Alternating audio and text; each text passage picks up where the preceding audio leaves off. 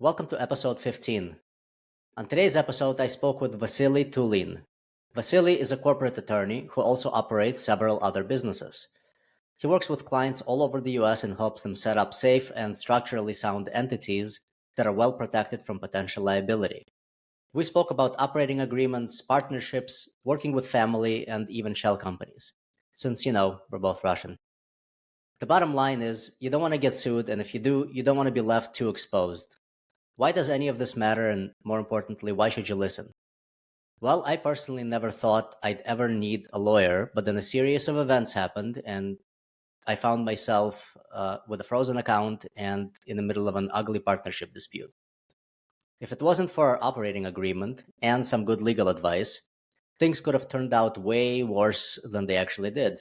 And so, just like a doctor, a lawyer can keep you sane, healthy, and happier than the potential alternative. Join us for good conversation.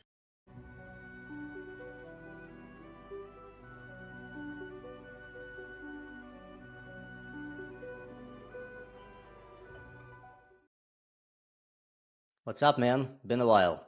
I know, it's been a while. How's your 2025 going? Very good. Started a new gig, trying to figure Okay. out where to go, and so I figured let's have a lawyer up on here and see if I'm doing all the things correctly. Well, let's check it out then. So tell me what you're up to now. What's your new gig shortly? Summary. Give me a summary. Yeah, the elevator pitch is I started producing wall mounts for medals for athletes and competitors, and so it's a consumer product company. Let's call it that. Mm-hmm.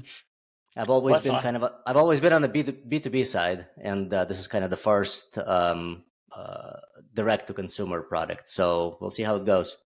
Okay, so it's like light manufacturing here, right? Are It's you light manufacturing, yep, in the States, in the States? Okay, so cool. So it's gonna be made in USA. made in USA.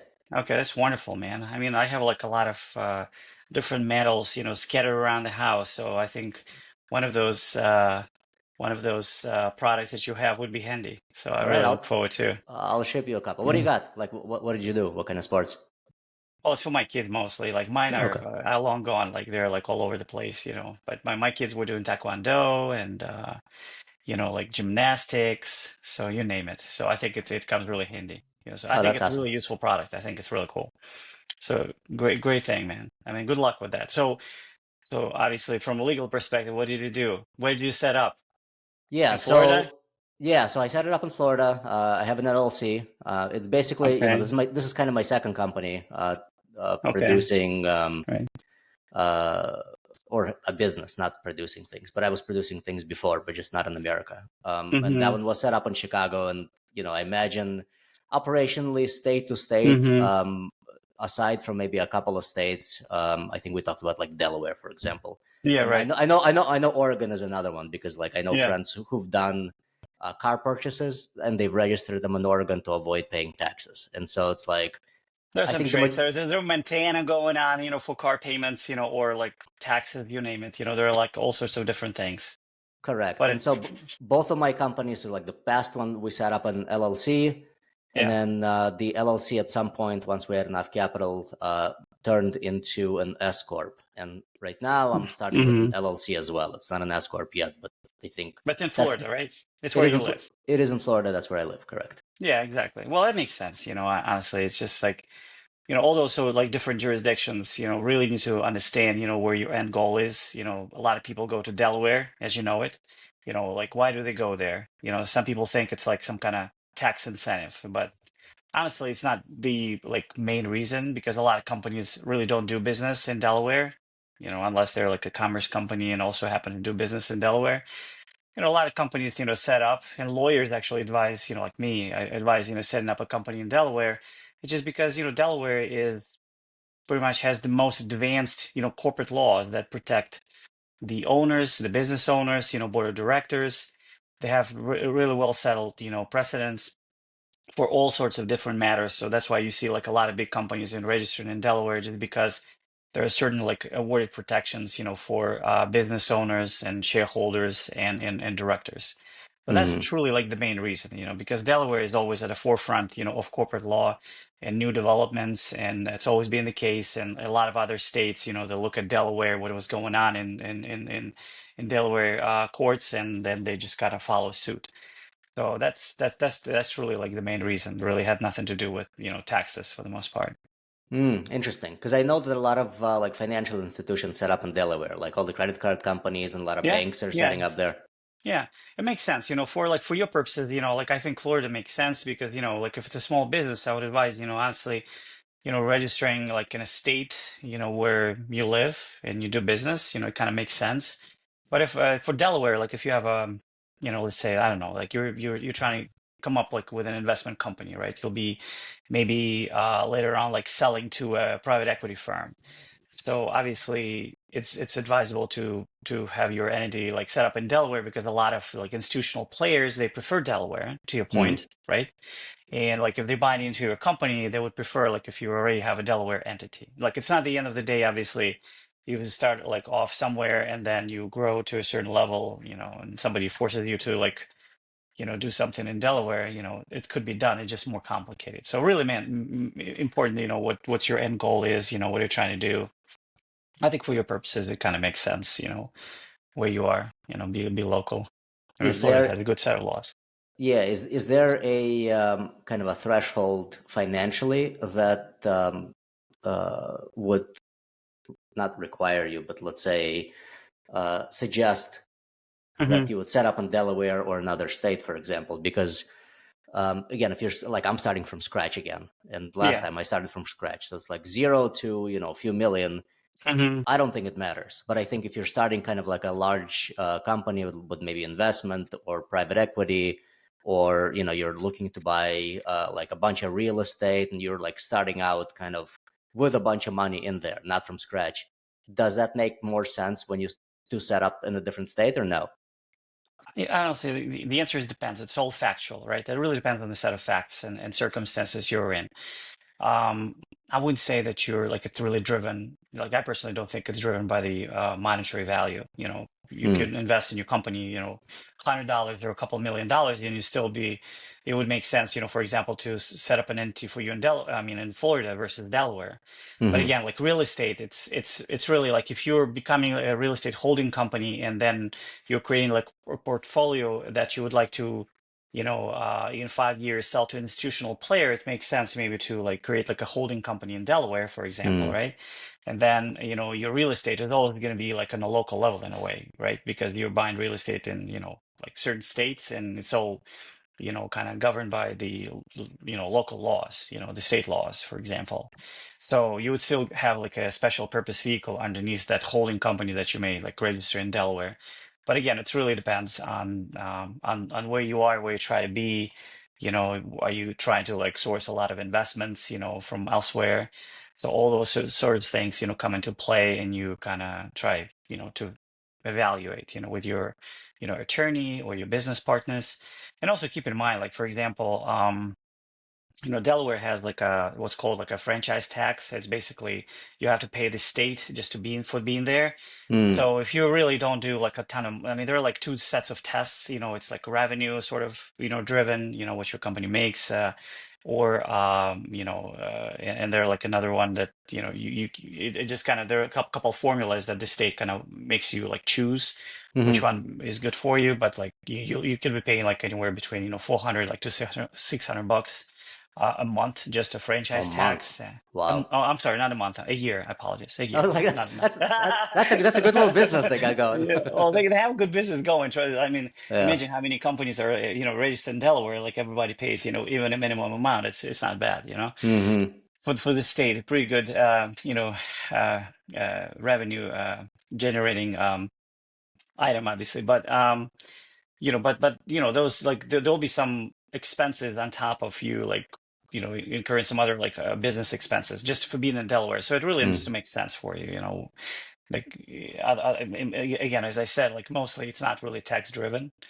It's really where you try to grow your business to, and then would you like to have those protections of Delaware law mm, really implemented for you, for yourself? Is it convenient really? Again, so it really, there are a lot of different things. That's why you should talk to your, advisors and lawyers, ahead of time. Like in the US, as I always say, when you set up a business, large or small, Hmm. uh, you know, basically having an attorney who can just kind of think through certain things ahead of time is important, because it would just, I've seen a lot of different cases when, small business owners come to me, and they didn't think about certain things, when they created the company, and now like they have to kind of solve like a ton of problems that all of a sudden fell on their head. So, Hmm. relating to like liabilities, and other things, you as a, for example, are you the single owner of an LLC? No, it's me and the wife. Me and your wife. Oh man, that's tough. I'm just Well, kidding. it's great. It's great. It's No, you live and work together. It's a no, beautiful I thing. know. I've had the same thing with my wife, so I can imagine. But like, I would assume you're 50-50 partners, right? We are, yeah. So, I mean, certainly you have more than one partner. And again, even though she's your wife, she's your partner too, right? So Correct. it doesn't mean that, for example, you don't need to kind of, comply with certain like corporate formalities. So do you guys have an operating agreement for your LLC? So right now we don't, and that's the other thing. So we can move on to operating agreement, but uh, what I found out, running the past company is that even your partner isn't just your partner. There's, and in this case, my wife isn't just my wife. There's like multiple ways to think about it from a legal perspective, right? There's, Yeah, sure. if she's working in a business and she's an owner, so she's obviously she's my wife, then she's Yeah. an equity holder in the company, and Yes. then she's a manager, and then she's also an employee. So each of those have their own kind of set of thinking criteria Yeah. uh, to go through. And so when you're basically like setting up operations with somebody or somebody you don't know, and they're in an operating agreement or they're on the LLC and they're working in the business, there's like four things to keep in mind. Sure. Yeah. No, absolutely. You have to think about a lot of things, up front. I mean, having your, spouse as your partner, even make things, I would say, a little bit more complicated, from a like a relationship perspective. But, it's worked out. But also, like when you're like entering into, partnership with another person, you have to like at the beginning, everybody's, kind of, nice and friendly, and I'm sure, like, and I always hope it's going to stay this way. But things happen, right? So you need to think through a bunch of other things, like, how you run the company, what decisions you make collectively, if you're 50-50. And That's again, a I hard don't want to place, make, actually. yeah, yeah, exactly. I don't want to make our call, like, or our podcast, too boring, but like if we're like really thinking about like certain risks, in a 50-50 situation, for example, what if you're in a deadlock, right? So you have to like think through like certain mechanisms, and we have that in law, certain mechanisms that would, get you out of that deadlock. One of Mm-hmm. them could be, one or the other purchases, the other partner's shares or units. In this case, since it's an LLC, and you part ways, but then, obviously the valuation comes in play. I've seen a lot of cases, where, the partners even had that provision in place, but they were like really bickering and, arguing about the true valuation of a company. Like, how do you value it? If it's a small business, it's hard to value, right? I mean, you can either agree on your own valuation, what you think, or Mm-hmm. you may potentially, also have like a mechanism where if you don't agree, it could be like multi-level or multi-layer, process that you kind of work out in the operating agreement. So that's why I'm saying, like I ask you the question, and a lot of companies, a lot of founders don't do or don't have an operating agreement like at the beginning, when they have one or more partners, and it gets really complicated, as the company starts making money, profits being shared, the complexity of running the company, making decisions. So like, you have to Mm-hmm. really think through at the beginning. It's going to save a lot of time and trouble later on, if all of a sudden somehow like things, may not go as smooth as at the beginning. So, and that's why I say, corporate formalities are very important from the operational perspective, from inheritance perspective. What if somebody dies? What happens, Mm-hmm. right? So, the spouse or children of that, partner, come in and start running the business. or would you have an option to, buy them out, for Buyout, right? example, right? And it's going to be a mandatory provision. So like no matter what, they will have to sell. Yes, they're the owners, but they will have to sell, according to the market value of those, units and or shares, So those things in liability perspective, right? It's a liability is a big deal here in this country. So a lot of single member owners or LLCs think they don't need to do the formality. Do you understand like the concept of like corporate formalities and piercing the corporate veil? Do you know what it is? No, if you want to kind of walk through that. Okay, I'll bore you with more details. So for No, it's example, great. like It's great.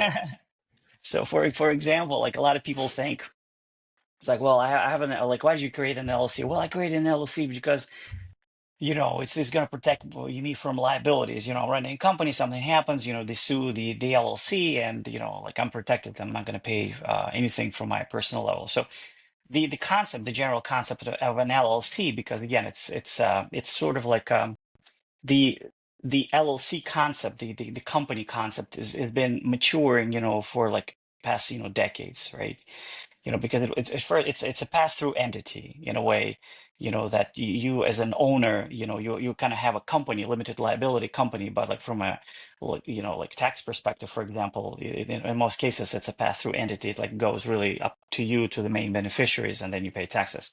But from a liability perspective, it afforded the same protections as if you're have like a corporation, right? So people love that. It's a simpler structure, and simpler tax, liabilities and stuff like that. So for a lot of people, it made complete sense, and still does. But the important piece of it is our corporate formalities. What I mean by that is that you really need to have, if something happens, somebody sues you, and you're a single member LLC, the attorneys on the other side would try to argue that you were operating, that LLC is an alter ego of yourself, for example, Mm. meaning like even though you had an LLC, but you were not, observing the corporate formalities. Those would start with, an Operating agreement, operating things like, agreement, yeah. even though it's a single member. You should have like a very simple operating agreement where you would, have it. Sometimes, like banks still request you like show an operating agreement, if you're even a single member LLC to open up an account. Hmm. So then, certain major decisions of a company, you can still make it on your own, but you would be, in a role of a member, or an executive, if so happen to be an executive of the company. So, and you kind of register that, and you have everything kind of recorded. So it shows that you are still observing those corporate formalities, even though you are the only member of that Hmm. LLC. So the attorney on the other side won't have an excuse to pierce, as they call it, a corporate veil, meaning like go after your own assets somehow, because we'll start arguing.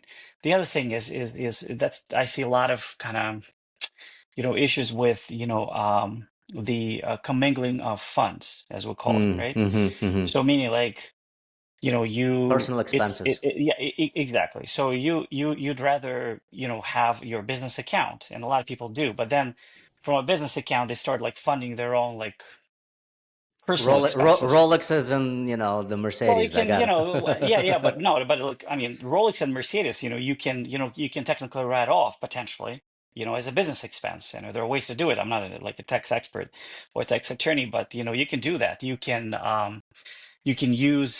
buy a company, a Mercedes, and write off. Take like Section 179, for example, a write off. It's a lot of people know Right. that. So you can do that. It could be registered to your business, but we're still talking about like different things that when you start when somebody else starts probing you and like try to find a way to pierce that corporate veil, so they can go not only after the assets of your company but after your personal assets. Right. That's where those things like don't commingle funds, don't use your business account for some like really stupid personal expenses that are not Vacations. Right. justifiable. Family vacations. Right. Yeah, family vacations, maybe. I mean, again, trips are permitted, under business expense, but you still need to kind of make sure that you don't you keep the right balance, basically, right? Especially Right. when you're like a small business, like you, for example, right? You got to find the balance. Yeah. So, and that's why, I say even if you're a single member LLC, to have those corporate formalities, like maybe like a not an annual meeting, but like let's say you make certain decisions, you can do like unanimous written consent, for example, boom, and you're a single member, you like major decisions are made, that's registered, and you have everything like on file. Documented, right? Yeah, because after you get sued, for example, it's going to be too late to kind of come up with all these set of documents. It's not going to be really cool. So yeah, so those things are important. So that's why, and again, in your case, with having a spouse as your partner, there are like other like potential host of considerations that you need to keep in mind, but it's cool, you just kind of need to go through the process. Yeah, it's definitely a pit because there's a ton of things to think about. I mean, the way I like to think Yeah, about it, and it's really the same way you think about anything. It's all risk assessment, right? It's yeah, kind of like it's basically money and time in versus money and time out. And time is a more valuable asset than money, but at the very basic, money is a good determinant for success and failure, right? yeah. In Well, I mean, especially especially in the business yeah, setting, and so it's yeah. like, how do you assess the risk essentially of putting the money up front and then having the potential upside of that money being put in where you don't have to spend it later 10x, which is exactly where the lawyers come in then, because then they kind of walk you through the all the potential holes that you don't see as an individual with limited experience, that you need to pay attention now, and they would be cheaper than paying attention to them later. Well, 100%. And I've seen these cases. I'm guilty as charged. Because I run my own businesses. I have several investment businesses, and sometimes when being a lawyer, I honestly, of course, I think about these things, but sometimes, things are happening so fast, and with some of my close partners, I may not even have an operating agreement like right from the beginning. Right. So, It's all handshake deals. A lot of it is handshake deals because like as business people, um, speed is more important than quality.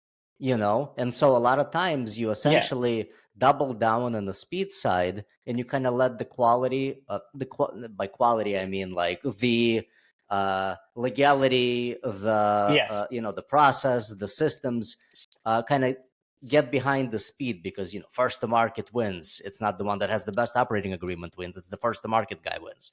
And so it's Right, like exactly. you're ultimately balancing the safety with the risk of speed. That's true. And again, when I said that, like there were instances when we had certain things done and then we put together an operating agreement, but those were in my case with very close, partners that I've dealt before, honestly. Right. I felt good about it, because, obviously, like we needed to, like, for example, in that specific instance, I'm just like referring right now, like we needed to get the LLC going first because it was, an investment instrument for us. And we needed, like, there was no time, like, to really think about the operating agreement, but we knew we would agree because we already done business before. We had like past Right. history, the history of working together. So it was a little bit different dynamic. But like, again, when I know it happens all the time because I deal with that. I clean up stuff, post factum, like after everything like happens, or so people do that. To your point, they speed to market. Entrepreneurs, they think differently. Those who maybe had multiple businesses and burned themselves a couple of times, they do everything from the beginning. But those who haven't done it and obviously very excited to start a business, they don't think about the formalities. The other thing is, obviously, or nowadays, let's be honest, right? You can subscribe potentially. There are some platforms Hmm. which I think, are, pretty decent from a form perspective, where you can like go, choose like pick up the state of, like incorporation, and they'll Oh, like spit out like legal zoom, things like some that. kind of legal Zoom or like a bunch of like platforms. But again, when somebody like when a new client calls me, for example, like as a referral, they're like, well, how much you charge and like how much is going to be. I try to understand the person's situation, and like people sometimes say, oh man, you have like So expensive, yeah. your like your hourly rate is pretty high, and it's like, well, I can like like I was looking like I can download like a package from whatever like LegalZoom, right, in your case, and get those forms done. And I say, yeah, man, I mean, it's a nice option. Go ahead and do it. But I always say, to my clients, current or future, my value is not to be like a form creator, honestly. Like I'm an advisor, man. Like Hmm. I'm gonna walk you through the process and make sure like you like there's so many intricate details, in a business or business operations or things you have to think through if you're more than one person setting up a business that LegalZoom, may not work. I mean, yeah, there's some questionnaires. I've seen it. There's AI now, but it's still like I'm an advisor, like first and foremost. I'm not like the guy who is gonna, like just only value is just, creating like a form, Right. agreement. It's not the case, man. I advise people.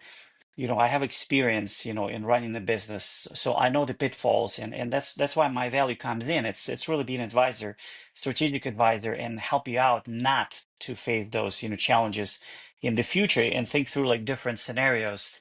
So not just download a form. I mean, if you're a single member LLC, to your point, maybe it's worth it's okay just to go and download like a simple form if my price is high enough for you. But like if you really have it like you're trying to set up a more or less complex business with more than one person, more than one partner, I mean, I don't know, it gets tricky over there. Yeah, no, and it's a great point that you bring up because it's kind of a common thing that systems of thinking that people fall into, and even I'm guilty of it myself. Like for example, my wife and I are Hmm. trying to put a will together, and we're talking, and we got a referral from a lawyer, and he's like $2,500, and I'm like, why don't we just fucking go to like ChatGPT and figure that shit out ourselves?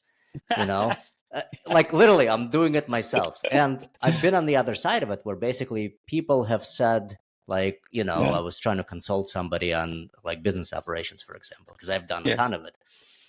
And they're like, well, can't they just kind of ask the right questions of AI to figure that out? And I'm like, you can. The problem is context. It's exactly what you're saying. It's the expertise isn't filling out the form or even getting you yeah, the legwork of the answer. It's helping you strategically think about all the potential forks in the road that you're going to get to before they actually occur. And so that's yeah. that's the magic, and that's what you pay the money for. No, I agree with you, man. It's absolutely the case. It's ChatGPT is great. I use it myself, for certain like random things. I mean, it's all about prompts. Yes, since we start talking about the ChatGPT, right? Like it needs to like sometimes like I end myself like finding that I need to like do prompt over prompt and like I need to enhance my prompt to come up with the right response, from AI. But there's so many different things, involved in a complex operations or setting up a business or legal considerations. As of right now, I think it's even though it could generate like certain like really quick responses and certain like questions and matters, it's still, I feel personally, not there. Like if you really want to kind of advise your client on certain things, it's a conversation, man. Like I need to understand what you're doing, what your partners are trying to do, and how you guys trying to set up your company, how you're going to run your company, and this is all goes into considerations, of what are you going to write down, in your operating agreement or shareholder agreement. I mean, you name it. So, but Yeah. corporate formalities, keep in mind. I mean, it's certainly for everybody who listens to us. Corporate formalities for even single member LLC are important. Not less important as if you're like having multiple partners in the business, because again, if anything happens, if anybody sues you, the person on the other side will be trying to pierce the corporate veil and and just kind of demonstrate that you were not observing corporate formalities, therefore they can go after your personal assets, and you certainly don't want to be in that case, right? So you don't want to lose a house because you were like lazy or not diligent about running your own business. So Yeah, yeah, for sure. And so to kind of tie it all together, the reason you don't operate a business without registering a business is because of legal liability. Obviously, what you want to do is separate your yeah, personal self and your personal assets, your house, your car, yeah. your bank account, from the liability of something happening where your business now has to close, and you are not in a forced position to file bankruptcy now to protect the assets, which is what the LLC is for, essentially, right? Yeah, that's correct. Yeah, you're trying like LLC's purpose is certainly And then, when you mature in your business, you get more partners in, like things get a little bit more complicated from the operating perspective, right? Again, as we discussed, those things need to be taken care of, and like, how you buy shares from another or units. Hmm. What happens with if somebody dies, well, what if there is an offer to, purchase a business, right? One partner wants to sell, the other partner doesn't want to sell. So how you resolve that issue, right? So what do you do? So there are Hmm. all those mechanisms that are like, kind of come into play if you think through, all these aspects, ahead of time. Yeah, for sure. And what even with all the legal protection of a corporation or an LLC, Hmm. it's still tied to your person, because Yeah, especially in situations where you have multiple partners, it's exactly like you said. What if one partner wants to sell and the other one doesn't, and the business is not doing well, and one partner has more capital where they can sustain the risk yeah, for longer, and the other one is a little more desperate and the family has to yeah, eat. exactly. And so it's like, yes, you're protected, but it's still sort of, it's got tentacles into your personal life, and then now you're like arguing with your spouse because you both want to sell and the other one doesn't, and like it Right. creates problems regardless whether they're legally bound to you or not. Yeah. Well, that's true, man. I mean, that's exactly what it is. So you have to think through all these things, ideally. But in a normal world, people start thinking about it, in the middle of the road. So it's also doable as long as they start thinking about it, sooner than later. So Yeah, and so I think if you are forming a company, especially with partners, obviously it's better to put an operational agreement in place initially than once you're $1 million into revenue. yeah, I Because agree. yeah, I yeah, 100% agree. As a business owner and as an attorney, like 100%. okay, I would encourage that. and so then to the operating agreement. You've kind of outlined a couple of things to think about. So Hmm. one of them is the equity split, and obviously a 50-50 split. While that may seem fair on the surface, sometimes it's a problem because in case of Yeah, a decision, who's the override? And when two people are deadlocked, then what the hell happens? yeah, that's exactly the point. I mean, I've seen a lot of instances like that, and deals go south, because of the deadlocks. So it's important to think through. How do you manage? What are you gonna do? 50-50. So that's a good question, because like in a previous business, I was a 60-40, and so it Yeah, actually ended up saving me personally through a few issues that I've had there. yeah. Because had we been a 50-50, I'd be kind of fucked. But because I was 60-40, especially in the way that operating agreement was written, I had Hmm. kind of the right of operations as the majority shareholder. And so that allowed me to make some decisions that I wouldn't have been able to make otherwise had I been 50-50 or a minority partner, let's say. Yeah. Well, I mean, with your 50-50, I mean, now you have to think through, like, number one, I mean, like, you kind of need to come to the table and agree on a decision, right? On a major decision. Right. Sometimes, I mean, you could be 50-50, and again, you could have 50-50, for example, for like economic distributions, right? Correct. But then decision You, making, you, you're not y- 50-50. yeah, you could potentially say that, one partner over another, is making decisions on certain like operational matters. It's Mm-hmm. also possible because, you can create like different like aspects, you could be 50-50 in a waterfall, for example, like in terms of like, what you're getting from the company's, business, but then on the decision making, you can potentially say, like those who are more active in the business, they would argue Mm. is like, hey, I'm just gonna be making those decisions. But then at the end of the day, obviously there are like certain decisions that shareholders need to make unanimously, right? Those relate to like incurring like major debt in most Mm-hmm. cases, right? Filing for bankruptcy, mergers, acquisitions, selling of a company, uh, Purchases of buildings, other things. well, yeah, real estate, those major like financial and from operational perspective as well. Maybe like accepting new memberships, Mm-hmm. not membership, but accepting new members. Diluting, right. So you don't want to be diluted. So that's why, like, so there are multiple ways you can potentially, kind of basically meet the expectations of a 50-50 partner, like, or a 50 Hmm. partner, another 50% partner. If that person is okay to kind of let go of certain like day-to-day operating activities, right? But if not, then you're stuck. You basically need to make sure that you're always on the same page. In a Right. business, it's sometimes difficult, right? Like you could be, it could be member, run business, or you could have executives. It Hmm. really depends on the complexity of a business, but like assume like you're just, members running the business. Well, if you're 50-50 and it doesn't really split, your responsibilities, you have to be always in agreement. And if you don't agree on something, then you have to kind of make sure you need to sit down and just talk it through.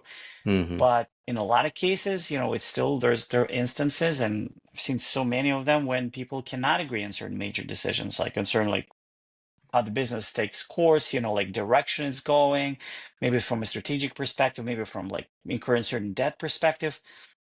So that what happens? So you need to think about the mechanism as we discussed, right?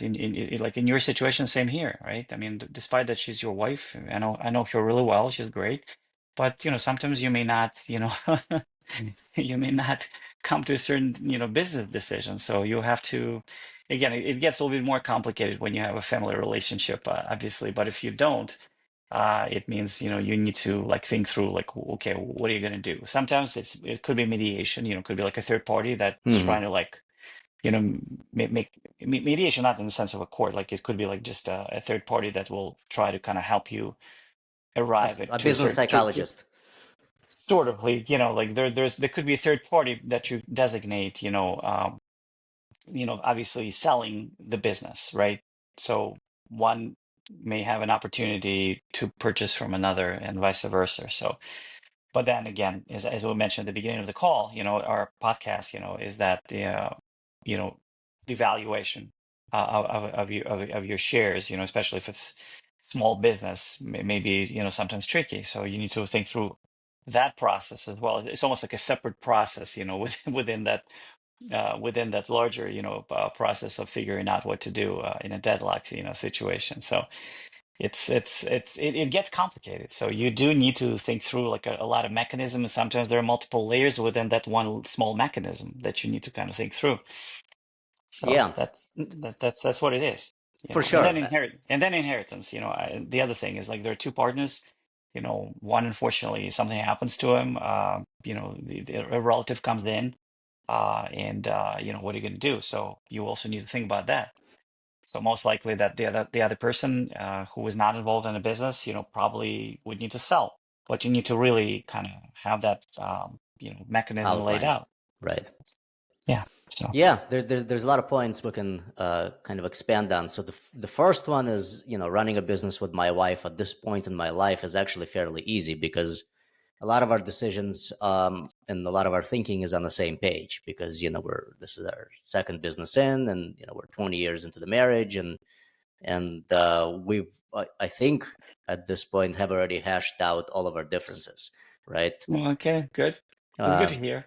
yeah, I mean, at the major level, again, minor level, obviously, Yeah. when two people live together, there's minor things happening all the time. But I think from a major perspective, Yeah. those shifts are no longer seismic.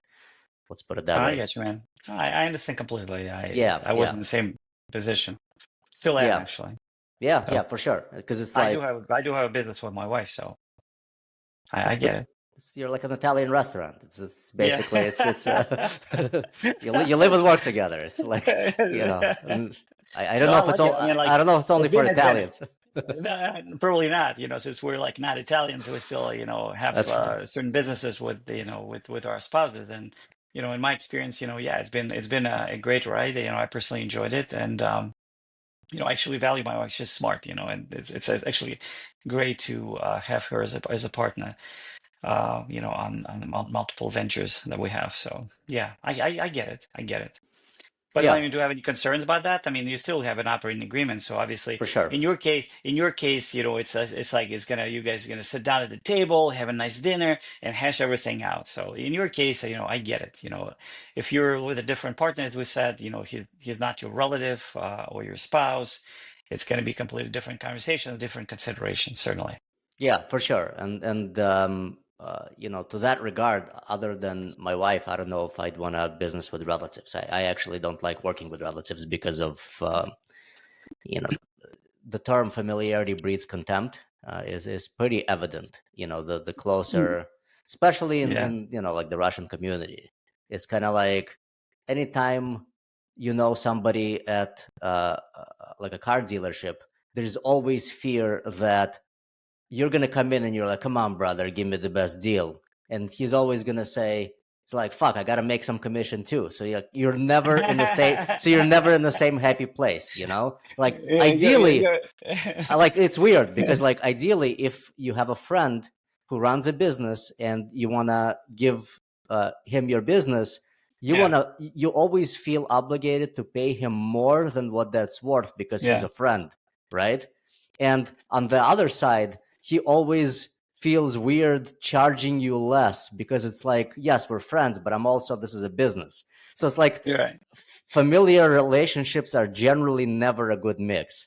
So like personally, I'm not a fan of familiar relationships other than it's like a spouse or kids, maybe. Yeah. No, there are a lot of challenges I've seen. Like I personally haven't had those challenges, luckily. And again, like I only my experience same as you. I only had a business with my wife, and in certain ventures that we had together, and still do.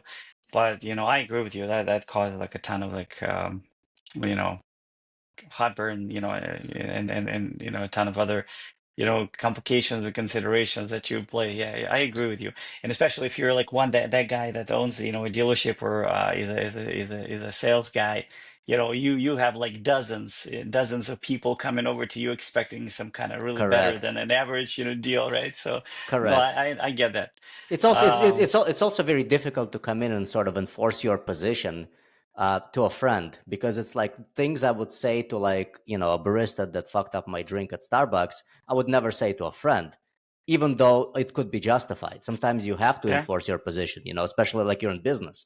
So yeah. like in business, you have to think very rationally. It's very difficult to sort of have the familiar relationships affect the net benefit of the result, right? Like I'm after the result, like it's nothing personal, right? However, when it becomes personal, it becomes very difficult to sort of enforce the win, and so I'd rather not play the game. So I tell you one more thing, like a relationship to the like I don't want to beat the dead horse, like over and over again, but in a situation where you own a business with a spouse, so if you ever like decide to accept like another like investor Mm-hmm.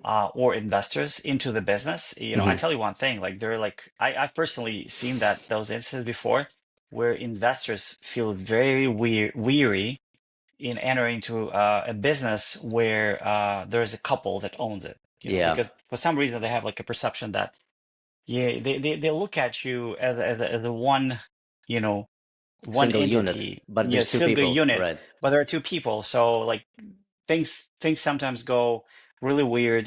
For example, if there's a third partner and he's looking at you, is like he's thinking, oh, well, like I'm working hard, but these two guys, they're making like more money than me, because they're There's two like of them, kind of, right? Two so thirds. they're yeah, so they're thinking like, well, like it's like, well, I'm family and they're like making a killing like versus me, like I'm just myself, but you have to separate, it's sometimes for like, again, I've seen those instances before. I've seen those concerns Mm-hmm. before. So, also be mindful, like when you're running your business with your spouse and you're like, getting certain like third parties into the business, sometimes those guys will be looking at you and it may complicate things, just because of those, financial considerations, looking at you and your spouse as one unit versus, two units, where in reality there are two units. There's your wife, there's you as the business person, there's she as the business person, and there's another person. But that's unfortunately not how like a lot of people like really perceive you. So Keep Yeah, that in mind too. absolutely. It's very strange because as soon as sort of the in partnerships, right? When you run, even when not with your spouse, anytime you start introducing your relatives into the business, whether that's in the form of investors or in the form of Yeah. even employees, like we've had situations where I wanted to bring my wife into the business and because we needed some help on on some, I don't even remember what it was, but I'm like, let's even just give her a part-time job. And Hmm. my partner was Yeah. like, well, no, I don't want to do that because now I'm starting to Hmm. feel like there's two of you against me now, Well, you you know? see, so you experienced that yourself, Absolutely. Absolutely. And same Okay, thing, well, and same, so same, same thing with his wife. Like, I don't think I'd want his wife in the business because I'm like, I do always feel as the minority partner, even though I'm not a minority partner. well, here we go. So these are also some interesting, kind of points and considerations that, some of our listeners could actually, take away, after the call. So I mean, it's real. I mean, honestly, I've seen that before. So this is something to think about. For sure. And I think that's something to outline in the operational agreement. Again, like you said, what if one of them dies, or what if something happens, right? Or they're Well, unable these are or all they're the unable to conversations. operate. Yeah, I mean, in any business, you should think about those, kind of, life events, as we call it, right? So, you got to really think through them. So, yeah. So, what else Okay. is what else do you think would be interesting to know for you, and you think for our, listeners? How can I Well, help yeah, so we to we we answer? we, we we covered kind of setup of operations. We talked about operating agreements. What else, other than maybe specialties, do kind of general corporate counsels benefit the business? Because I've done patents before, and we've hired like patent attorneys, and so, but that's more Hmm. specialty. And then Yeah. like I've done, we've gone through a partnership dispute, so I've hired lawyers that have gone through like buyouts, and uh, enforcement of operating agreements, and we had our bank locked for a while due to the partnership Hmm. dispute, and so I got a lawyer involved to deal with the bank. Um, I mean, where else do lawyers fit, like general counsels, fit in terms of kind of just a general overview of business operations? Because Yeah. again, it's like a weird place because it's somebody you should have, but there's not enough work for them to be there full time. It's a really cool point from a like a business perspective. One thing, just before I jump on this kind of topic real quick, I just want to tell you also, like, prior to setting up an entity, I would strongly advise, I always advise actually, to consulting like a tax attorney as well, that I Mm-hmm. can, normally bring to the table. The reason I'm saying that is because sometimes people think the LLC is the answer, limited liability company is the answer, but it depends on the certain kind of business events that are going to be happening in the future, or maybe a certain number of employees. Sometimes it would make sense to have not an LLC but a corporation, you know, Mm. like a What C what corp, what's for the what's the example. what's the difference? Well, there could be like different like tax ramifications, at the end of the day, even though people like try to avoid the corporation because it has like a dual kind of taxation, like on a dividend level, and on a like level as a shareholder, right?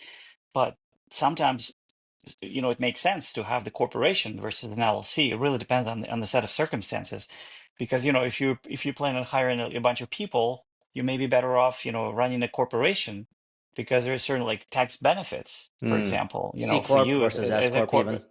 Yeah, yeah, yeah. C corp, S corp. Yeah, absolutely, yes. And again, since I'm not like in our specialty, everything's specialized, right? So I'm not a tax attorney. I know enough. Obviously, I know I can give like a few points here and there, but like I always ask my clients to really think through these, like kind of think through like few steps ahead, just to kind of we before we create a structure, so we don't need to like redo it, like in half a year from now. Mm-hmm. We also think about some tax, ramifications, and try truly trying to understand whether LLC is the answer, or maybe a corporation would be a better fit. So it really depends. So Got it. then once we have those tax considerations aside, and we'll confirm with a tax attorney, not a CPA, keep in mind, but tax attorney, right? And then we can just kind of move on, and we create the entity, and fill it with an operating agreement. or bylaws and shareholder agreement if it's a corporation. So we'll kind of go from there and all those aspects we've discussed. But again, having an attorney at a speed dial, I always suggest, all my clients who I initially, set up help set up a company, it's also good to have me on a speed dial. So in a lot of instances, like for you, for example, like you're just starting up your own business. You don't really need me after I create a structure for you or help you set up a business, right? But it's important. Like once your business grows, and you kind of start dealing with a lot of counterparties, you may be selling like to like large, you start having like mid to large accounts that you're selling to. Sales It may make agreements. sense. So it may make sense to work out that form of a sales agreement with your counsel. Then if somebody else on the other side start kind of negotiating that sales agreement with you, I would rather you not do that.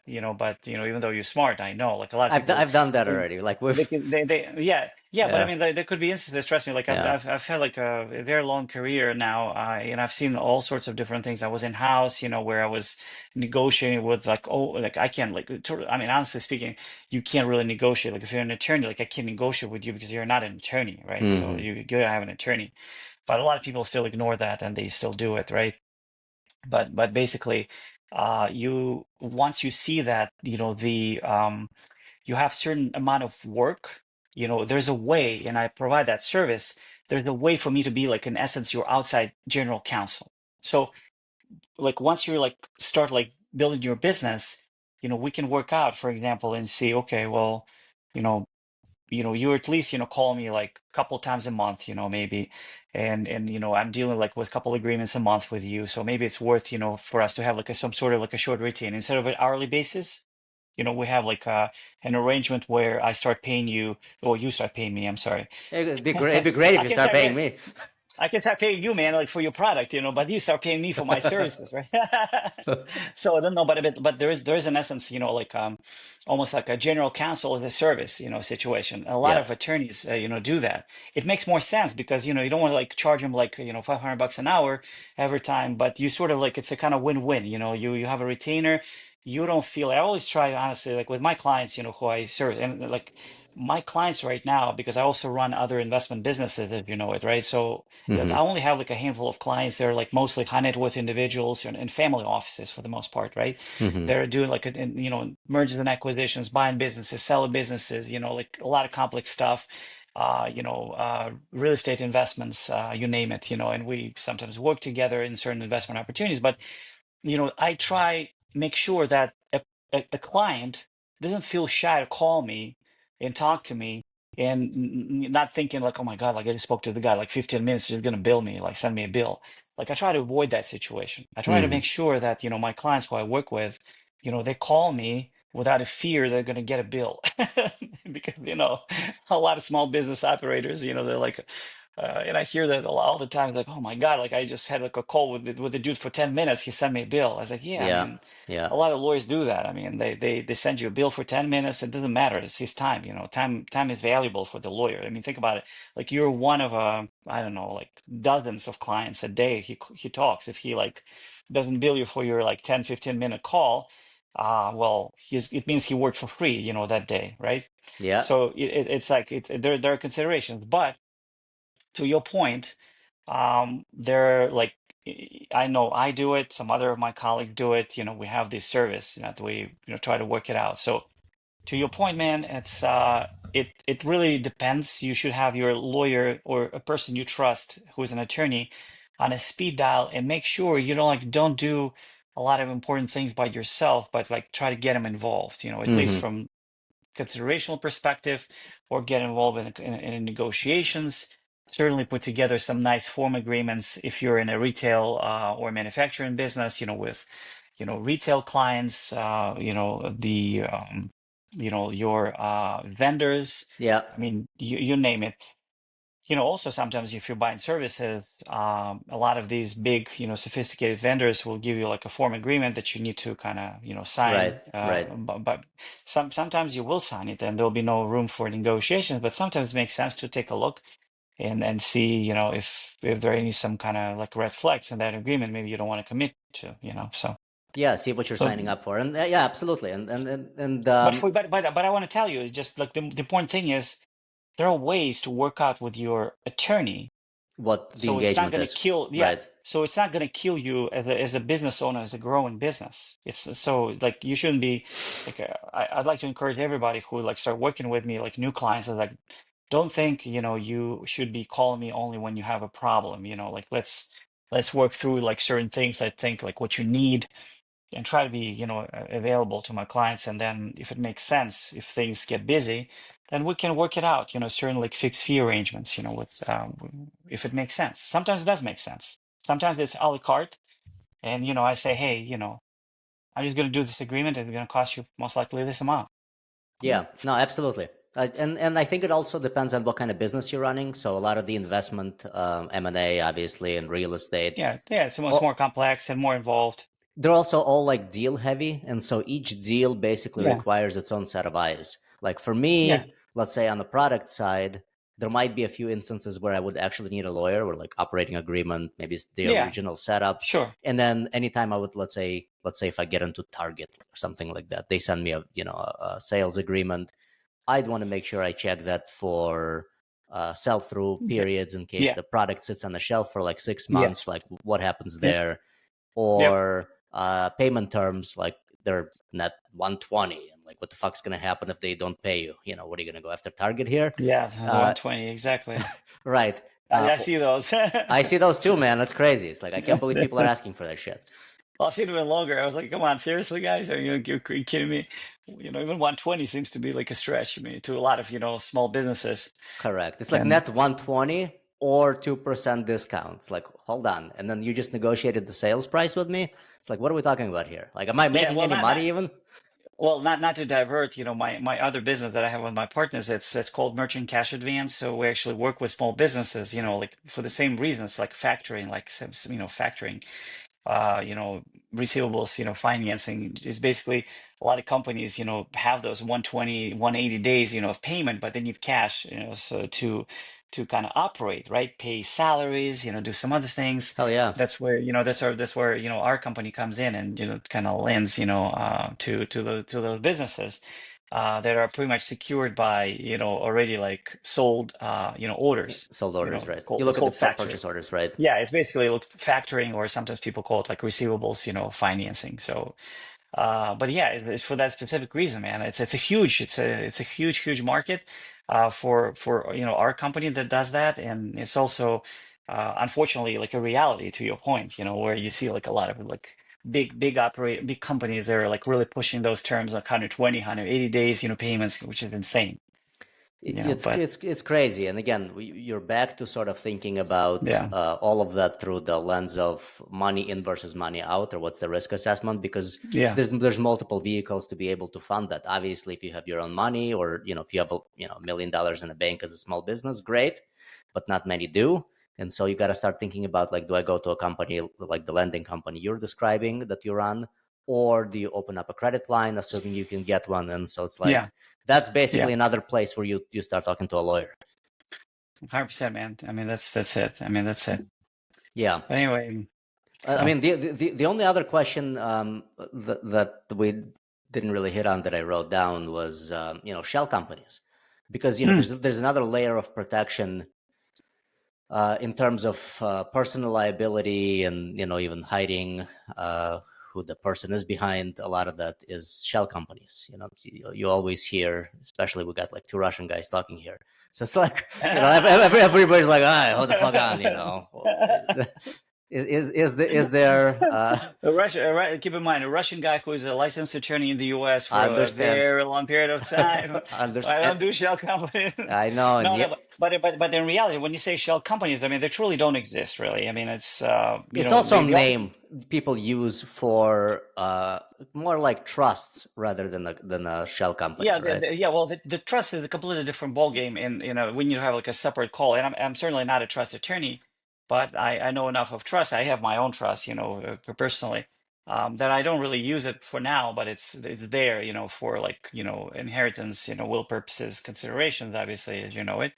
And but shell companies again, the ultimate beneficiaries would be known, right? So there are laws right now. the government, it requires everybody to basically every LLC that you own, you have to report to, FinCEN, right? Financial, network, FinCEN, basically, right? To kind of who is the ultimate beneficiaries of that LLC is, Mm-hmm. are. So that's number one. So it's like a myth of like trying to like hide under like a certain company is really gone. Even like used to be, if you remember, like everybody was trying to set up a company in British Virgin Islands and the Cayman Islands and you name Right. it, right? Right. Well, at some point they were blacklisted, right? And they were blacklisted for that specific purpose. Now what? I mean, they disclose every single beneficiary, Mm-hmm. and there is no way you can hide from like taxation if this was your like goal, to do that. So they'll basically report to the US. They'll find you. They'll find you. Like there's zero chance you're gonna hide. You may kind of set up like a very elaborate trusts, and kind of, if you're like a really super rich guy, but in reality this is not going to work really, And but it's you not do even create. it's not even financially worth it, to be honest, as kind of a It's a, small it's a, it's scale. a, it's a, it's absolutely not. I mean, like, I mean, the trusts, they do protect you from, kind of, they protect you from certain liabilities. These are the most important considerations. There's some, tax advantages, obviously, in doing certain investments through a trust. But again, it's a very fact specific and driven by a lot of circumstances, by the amount of wealth that you have, and it's costly. It could be, if you're using trust not just for basically because of your Estate. associated with your estate matters, yeah, but you're like using it with as investment vehicle, then you name it, there are the costs associated. It just needs to make sense, and you depends what kind of trust you choose, but again, I think it's a very complex matter that I'm not even capable of truly like covering, because again, I don't specialize in trust and estates. I just know enough. But SPVs, for example, special purpose vehicles, they're not shells Mm-hmm. truly, but I would say, I wouldn't call it a shell though, but I would call it, like, let's say you have a holding company, right? And Mm-hmm. say your investment vehicle, right? But then you start investing into multiple, real estate investment projects. I would highly encourage create a special purpose vehicle, as we call it, an LLC that would own that specific real estate, just so Mm. you kind of isolate yourself from the problems of that asset if anything happens. So even if you have your company, which is your investment company, and you invest in various, LLCs, I mean, real estate, Mm-hmm. projects, each real estate project should have a separate LLC. This I is like understand. a strong recommendation. But it wouldn't be a shell, honestly. It'd be It could like a be holding passed through. company. Well, a holding company for that real estate, so you have like another entity above it, which is your own investment vehicle, for example, or your partner's investment vehicle. But then Mm-hmm. you create uh, each LLC for each real estate project, for example, right? Yeah. So it's a slightly more complicated structure where you could be the owner of the holding company of the main Yeah. LLC, and each Yes. construction project could be you and a bunch of partners. That could be it. Yeah, that's also very possible. So, you could have like a company that does development, like a development company, right? For example, Mm-hmm. and Mm-hmm. for each project, you have this LLC, set up. It will have its own, checking account, business account, business checking account, Mm-hmm. and it's going to be like this. But but or you can have your own investment company, and then each LLC, will have you and some other partners or investors that come in. So Mm-hmm. that's Understand. how it is, man. Okay. One last question I always ask everybody is, you got a book you can recommend? Oh man. Dude, this is like, I'm so ashamed to say that I don't have any books to recommend other than, professional books. Like really, because I was just thinking about that topic that I completely have not read for pleasure for like many, many years, like at least 5 years. Oh, I wow. mean, I'm not joking. It was always, like real estate driven, investment driven, like all those, kind of professional, legal documents. And I haven't really read any cool book in I don't know, like maybe not 5 years, but like in quite a few years, man. So I don't have that, unfortunately, recommendation. But I would welcome. a gesture from you to Yeah, recommend me to read something, because yeah, I've I'll been give just you busy with a lot of stuff. I'll give you one. Profession. So I generally read nonfiction. I've tried reading fiction. There's only like one series I like, but I'll give you a nonfiction book that I thought was pretty good because Yeah, give it to me. it's Like pre- I think. it's pretty in line with kind of how I think, and I've always been a product guy. I like product and I like Hmm. operations, and Hmm. um, the book that I read recently was by a guy named Tony Fadell, and the Hmm. name of it is Build. Build. Build. Okay. Yeah, I think it's Okay. from here. Let me look it up. It's from 2022. I thought it was excellent. So he's the guy that invented and built and then sold to Google Nest, the thermostat. Mm. So he's one of the original Yeah. guys from there. I think he worked for Apple for a while, and Yeah. then he worked for a bunch of other startups, and then he started Nest with, I think, a bunch of partners. That's really cool.